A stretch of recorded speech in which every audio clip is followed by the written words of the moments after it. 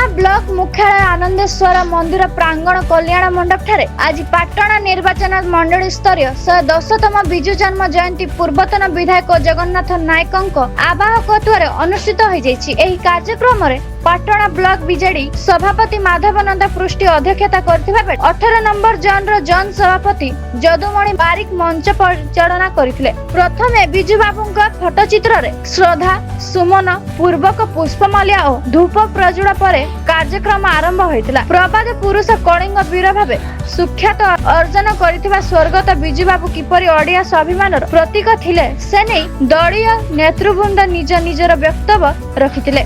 दल को अधिक सुदृढ़ करबा पई निष्ठार सहित काम करी संगठन को सुदृढ़ करबा पई आह्वान देथिले। कार्यक्रम रे पाटणा ब्लॉक बीजेडी सभापति माधवनंद पृष्टि, पूर्वतन विधायक जगन्नाथ नायक, पूर्वतन सांसद प्रतिनिधि अजय कुमार पटनायक, जिला उपसभापति गोविंद चंद्र महंत, सहारबड़ा ब्लॉक सभापति दिलीप कुमार साहू, जिला उपसभापति राहस बिहारी पृष्टि, जिला साधारण संपादक प्रशांत कुमार भंजदेव, निरंजन त्रिपाठी, जिला संपादक शत्रुघ्न सिंह, जिला साधारण संपादक बसंत मिश्र, 23 नंबर जिला परिषद सदस्य रुनु महंत, 22 नंबर जिला परिषद सौभाग्य मंजरी नायक, 18 नंबर जिला परिषद राधाकांत नायक, 29 नंबर जिला परिषद बुधदेव महाकुड़, पूर्वतन पाटणा ब्लॉक अध्यक्ष सुकांती नायक, पूर्वतन उपाध्यक्ष पाटणा कनकलता नायक, कनकलता नायक, बड़ पाटणा सरपंच विनती बानरा, एरेंडे सरपंच पार्वती देहुरी, कपुंडी समिति सभ्य विजय कुमार पैदा, पूर्वतन सरपंच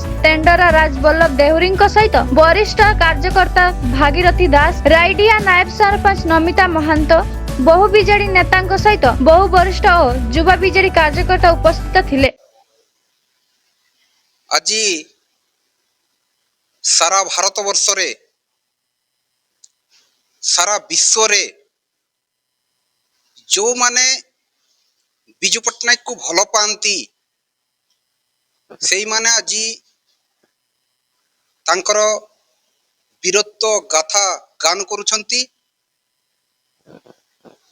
केवल बिजु जनता दलर कार्यकर्ता नुहंती, ओडिशार पुरपल्ली रे प्रत्येक जगह रे प्रत्येक अंचल रे बिजु पट्टनायकर 110तम जन्म जयंती आनंद उल्लास रे पालन करा होची। सेही परी हमर प्रिय नेता पूर्वतन मुख्यमंत्री विरोधी दल नेता बिजु जनता दल राज्य सभापति नवीन पट्टनायक आह्वान क्रमे पाटना निर्वाचन मंडली पाटना मुख्यालय ठारे बिजु जनता दल निर्वाचन मंडली स्तरीय कार्यकर्ता माने एकत्रित हेई बिजु पट्टनायक 110तम जन्म जयंती पालन करागला। पालन करिवार उद्देश्य नूतन युवक मानकु बिजु पट्टनायक वीरत्व, दाम्भिक, साहसी एवं जड़े विश्वस्तरीय राजनेता हिसाब से तांकर केमिति अतीत को समस्त को मने पकई दिगला। से जानिबा दरकार जे एमिति जड़े दक्ष विद्वान व्यक्ति ओडिशार नेतृत्व नहीं थिले, विश्वर जड़े अद्वितीय नेता, साहसी सुदक्ष पायलट, से विषय केमिति से तांकर युवक अवस्था रे विश्व को चकित करथिले। जोटा इंडोनेशिया स्वाधीनता संग्राम रे केमिति सेठिकार शासककर्ता को डच माने पड़बंदी कर रखिथिले, किंतु सेही समय जने दक्ष पायलट बिजु पट्टनायक केमिति तांको पड़बंदी मुक्त करथिले से वीरत्वर कहानी युवक मानकु आज गुरुजन माने वार्ता दैछंती।